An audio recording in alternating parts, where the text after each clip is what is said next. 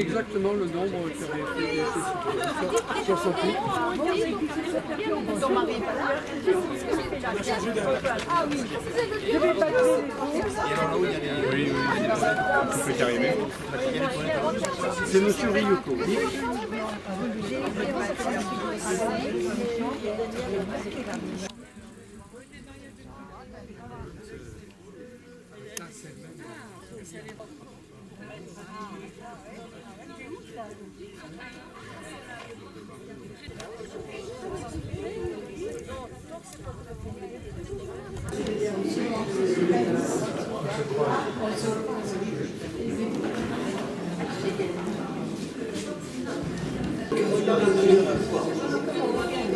Si vous avez un souci, vous pouvez le dire.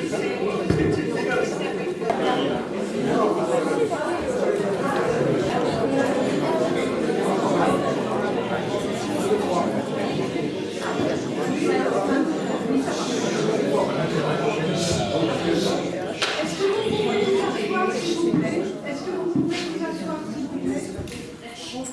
Voilà. Anne? Oui, voilà. Bonjour à tous. Alors, merci à nos amis aveyronnais de nous accueillir aujourd'hui. Il y en a quelques-uns qui vont d'ailleurs nous rejoindre pour la journée.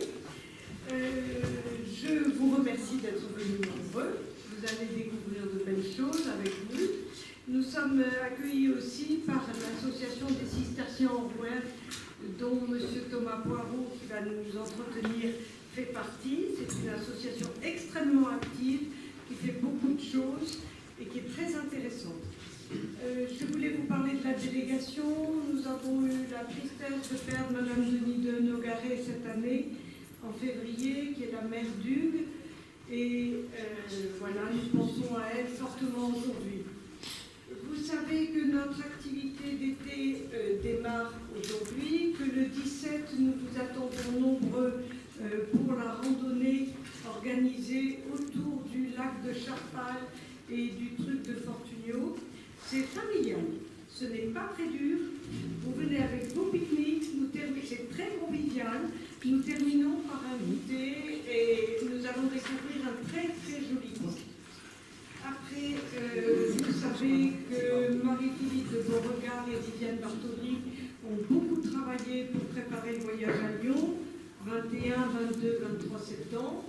Nous sommes complets et nous espérons que le temps sera avec nous pour découvrir cette belle région. Il y a quelque chose de très important qui se prépare en 2018, c'est une revue sur la Lozère. Vous connaissez la très belle revue VMF. Nous aurons un numéro qui va nous être consacré en mai 2018. Avec Denis, nous avons passé 2 jours à sillonner la moitié seulement du département faute de temps avec les journalistes qui sont venus découvrir notre département. Ils ne se doutaient pas que c'était si compliqué et si difficile. Ça, on ne compte pas en kilomètres, on compte en temps. Ils l'ont touché du doigt. Mais on espère surtout qu'ils vont faire quelque chose de très beau. Nous ne maîtrisons pas tout, mais on espère qu'ils feront quelque chose de beau pour notre département. Voilà, je fais un appel au renouvellement des adhérents, aux bonnes volontés. Nous avons un comité qui marche très bien, avec Daniel Goupy, Viviane Bartoli, Gilda Dumont et Marie-Philippe. Proposer à Cisterciens en Rouergue de pouvoir profiter avec vous de ce début de journée. Alors, Cisterciens en Rouergue, c'est une jeune association. Donc, vous avez le bureau, la moitié du bureau. La tête du bureau, Madame Cazette, qui est coprésidente, avec moi-même. C'est une association qui a simplement 4 ans. On arrive à une centaine de membres pour faire des comptages. Elle a pour but, pour viser, de promouvoir un peu le patrimoine cistercien en Aveyron, qui est le plus dense en France et en Europe. Pas au niveau des abbayes, mais au niveau de tout ce qui est à côté, au niveau justement des granges, mon sujet. Alors une grange, j'espère, c'est un des objectifs de la journée. On va avoir 2 objectifs dans la matinée, passer un bon moment ensemble, et surtout que vous ayez compris ce que c'est qu'une grange cistercienne, qui n'est pas la grange du langage courant du Larousse, qui n'est pas le bâtiment dans lequel on est. Donc ça va être un peu les objectifs de la journée. Alors je remercie aussi M. Ryuko qui s'est sauvé, mais qui nous accueille depuis des années, ça fait 10 ans que je le connais, et qui nous accueille depuis des années pour nos manifestations cisterciennes en web, et aussi qui profite d'accueillir les VMF de Lozère, d'Aveyron, mais aussi de toute la France. Alors, vous êtes à Sévérac, ancienne grange de l'abbaye de Bonneval. L'abbaye de Bonneval, on va commencer par la géographie. L'abbaye de Bonneval, elle est située au nord d'Aveyron, donc juste au nord d'Espalion, entre Espalion et Aïol. C'est une abbaye qui est encore active aujourd'hui. Hein. Il y a une communauté de cisterciennes, trapistines. Je pense que vous connaissez les chocolats, vous avez entendu parler du chocolat. Donc les cisterciennes sont revenues dans la deuxième moitié du XIXe siècle, et l'abbaye avait été abandonnée à la Révolution française. Alors, cette abbaye cistercienne, je pense que vous avez reconnu la racine, hein. Elle vient de Cîteaux, c'est une fille de Cîteaux, fondée en 1098 par Robert de Molène, qui, à la fin du XIe siècle, va profiter d'un mouvement de réforme religieuse.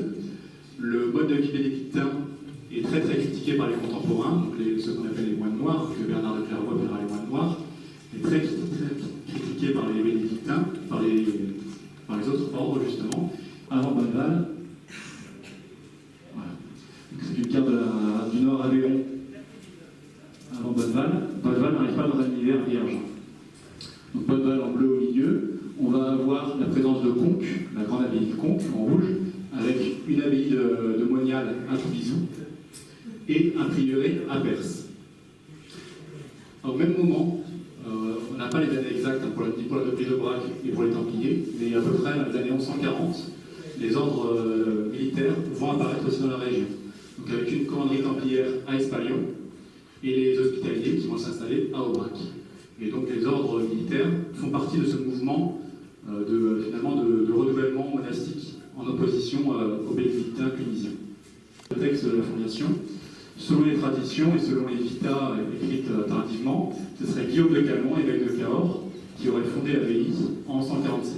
Le seul problème, c'est qu'il meurt en 143-45, donc il y a un petit hiatus temporel.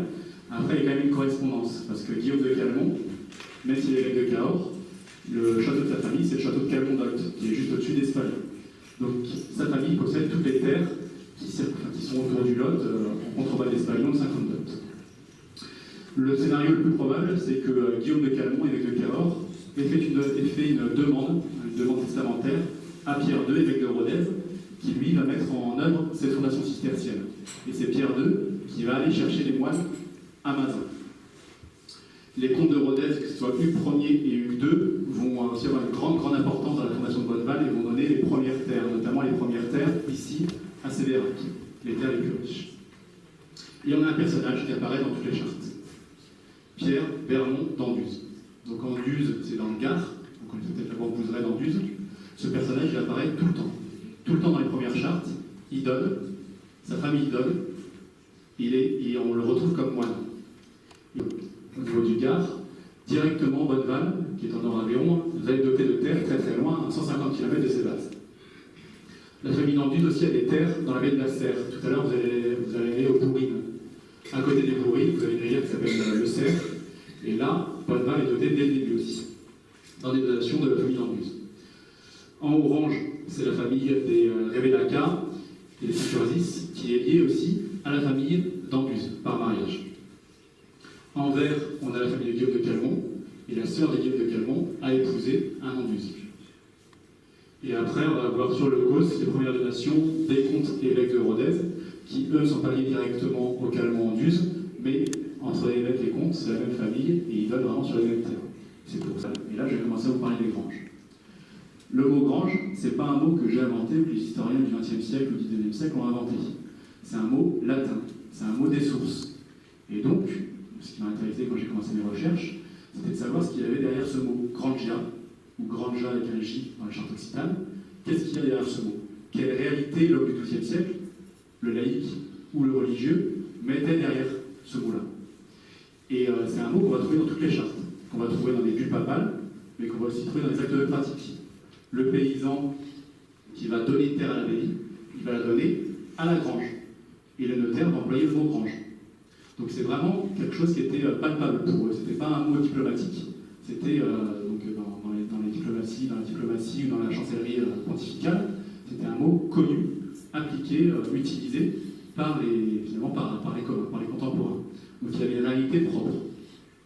Et en fait, cette réalité, elle est triple. Alors la grange, c'est la grange comme on est aujourd'hui. Hein. Donc là, on est dans la partie où on stockait le foin, et en dessous, l'étable. Ça, au Moyen-Âge, on a cette occurrence. La grange, c'est aussi le centre du domaine. C'est la tour que vous avez notée, donc on ira faire le tour tout à l'heure. C'est le cœur du domaine, le centre de commandement du domaine. Ça, c'est la grange. C'est la grange où va vivre une communauté monastique.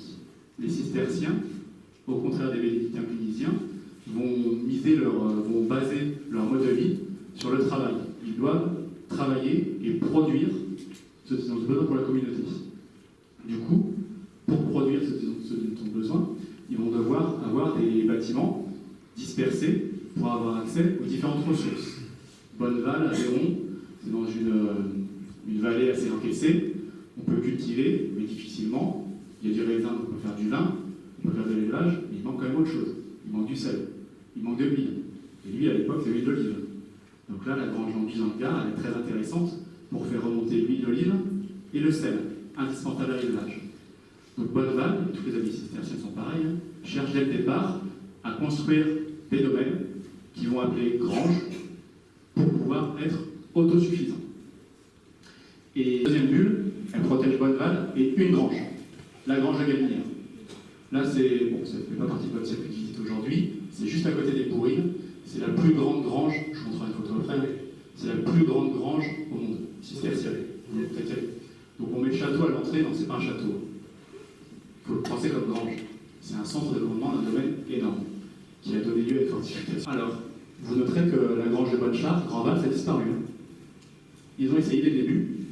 Les premières chartes disent bien, on voit bien qu'il y a énormément de seigneurs qui sont positionnés autour de Grandval, à tel point que dans les années 1150, il faut borner les terres de Bonneval. Quand on met des bornes, c'est qu'il y a des voisins partout, ils ne sont pas plus développés, on abandonne. Vraiment, dans l'histoire de la construction du patrimoine de Bonneval, la grange de Bonne-Charte n'est pas apparue. Définitivement, ils gardent leurs terres, mais il n'y a pas grand-chose, ils n'arrivent pas à se développer. Grange de Fraissinet et Grange de Biac continuent à fonctionner ensemble. On retrouve la roquette Paubert-Spolette, Mas, Pussac et Rissac autour de l'abbaye. La Vessière, qui est liée ici à la grange de Sévérac. Donc, la première mention comme grange du lieu où vous êtes aujourd'hui, on va être en 1246. Donc, c'est les dernières granges constituées du domaine de Bonneval.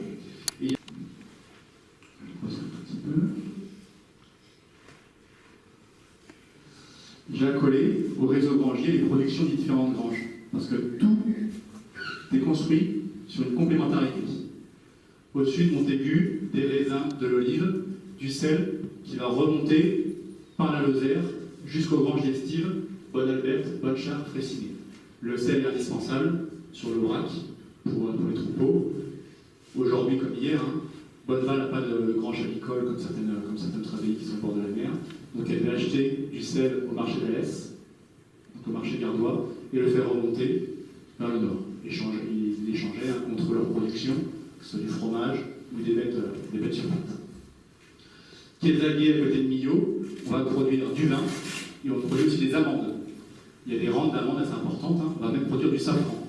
Le fermier de Quézaguet doit donner chaque année 500 grammes de safran. C'est quand même un poids assez conséquent. J'avais calculé le nombre de fleurs qu'il fallait sur quelque chose de 500 grammes de safran par an. S'il en donne 500 grammes, c'est qu'il en produit plusieurs kilos. Après, le grand domaine de Galinière, Montbesse, et je vais l'associer à Sévérac, la Vessière. Donc là, on est vraiment sur cette zone entre Lot et Aveyron, ce qu'on appelle les Causses. Et sur les Causses, on produit des céréales dans les dolines, donc dans la dégradation marneuse de ce calcaire qui fait le Causse, des terres très très riches en céréales. On va avoir des bois à Galinière et à Sévérac. Sévérac, c'est une très très grande forêt, je vous la montrerai tout à l'heure.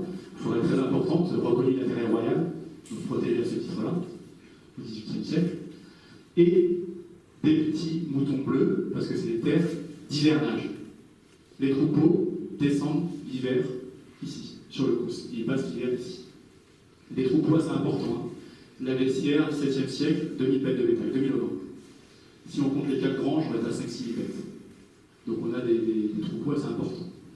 Que des bêtes, que des ovins. Les bovins, au Moyen-Âge, il n'y en a pas énormément. Ce n'est pas la production majoritaire.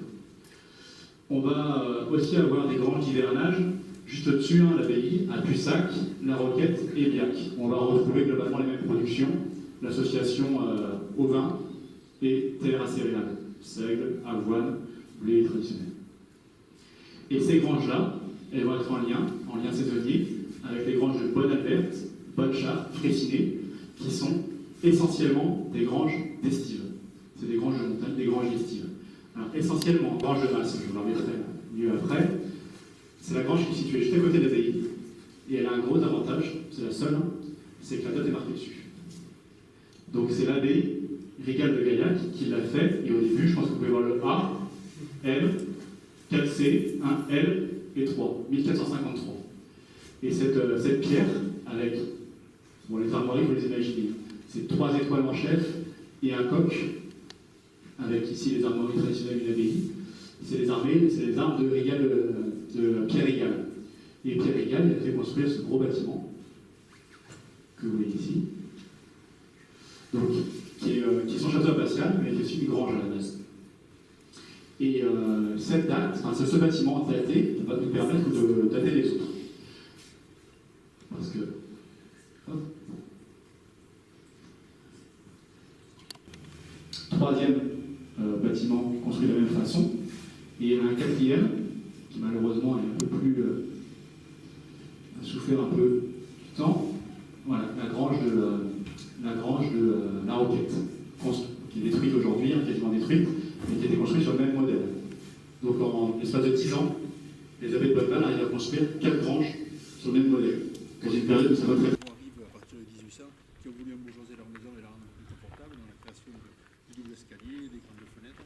Ils ont un petit peu essayé d'ajouer un petit peu leur maison. C'est un modèle dépositaire de l'endroit pour tout montant. Moi je vais vous expliquer la partie plus post-révolution, là où ma famille est intervenue ici, dans cette ancienne grange de Bonneval, comme vous a expliqué Thomas. Voilà. Donc pour revenir à 1932, lui succédera à mon grand-père, mon père, et nous maintenant. Alors je vais vous parler un petit peu de ce qu'on voit aujourd'hui, c'est exactement ce que mes ancêtres ont trouvé ici à l'Arilan. Donc la ferme, le corps de ferme au milieu des terres, 220 hectares ici de terrain, une grande partie de cosse avec des packages, et sous la tour, des terres un peu meilleures par rapport situées dans la vallée un petit peu marneuse, qui permet en 1880 la mise en place du système de Roquefort. Ils ont commencé à faire pour Roquefort. Et après, entre 40 et 50 hectares de céréales. Donc beaucoup de personnel, beaucoup de vie dans cette ferme. Donc, voilà pour ce qui est de la répartition des terres et des productions de l'époque. Pour ce qui est du fonctionnement du corps de ferme où nous sommes aujourd'hui, je vais vous expliquer un petit peu, vous détailler la fonctionnalité de tous les bâtiments. Donc la partie centrale, la tour, l'ancienne tour des moines du 15e, un des premiers lieux d'habitat des moines au 13e, mais bon, au 19e, c'est la ferme, c'est la partie de la ferme, c'est là où il y a la famille des fermiers, et là où c'est plus d'intendance avec le nombre domestique. Voilà, bonjour à...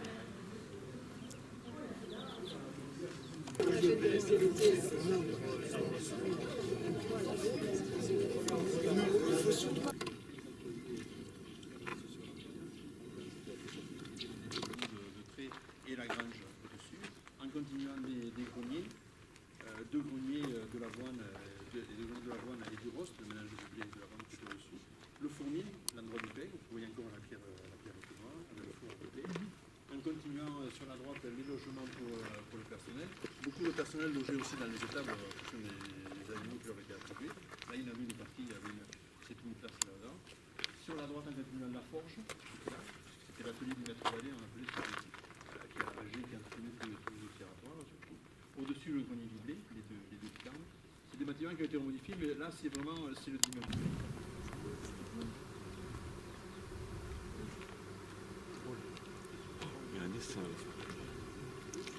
Oh là là. Donc sur la droite, Avec l'escalier, là, qu'est-ce que ça nous montre? Ouais, il y a un néon. Qui est là. Ce que vous voyez à côté, c'est l'enclos du jardin, avec le mur qui est tombé. Et, donc L'enclos du jardin est daté de 1664. Il a été agrandi quand ils ont fait les tables de bœufs où vous étiez tout à l'heure. Mais dans l'enclos du jardin, c'est un carré assez parfait. Et on revient sur cette idée des cisterciens avec le carré, le jardin, le paradis. On a cette idée-là même dans l'aigrage. Et alors dans les premiers baux, quand l'abbaye a cédé d'abord à des gens proches de la vie et après carrément à des laïcs, pendant quelques années, ils ont gardé l'usage du jardin. Et apparemment, d'après ce que vous disiez, c'était parce qu'il y avait des plantes médicinales ou des choses qui étaient un peu protégées. Ça n'a pas dû durer. On n'imagine pas une seconde l'hiver. Vous anticipez là. Vous mangez mon exposé. Vous verrez qu'on a reçu quelque part, c'est un degré rouge. Voilà. Pas le grès rouge.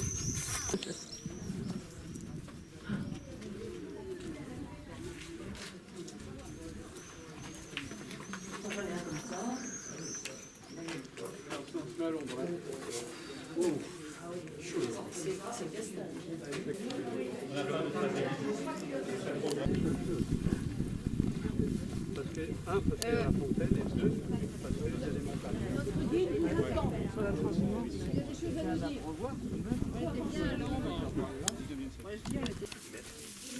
Bon, je suis descendu dans cette grange. Voilà. Et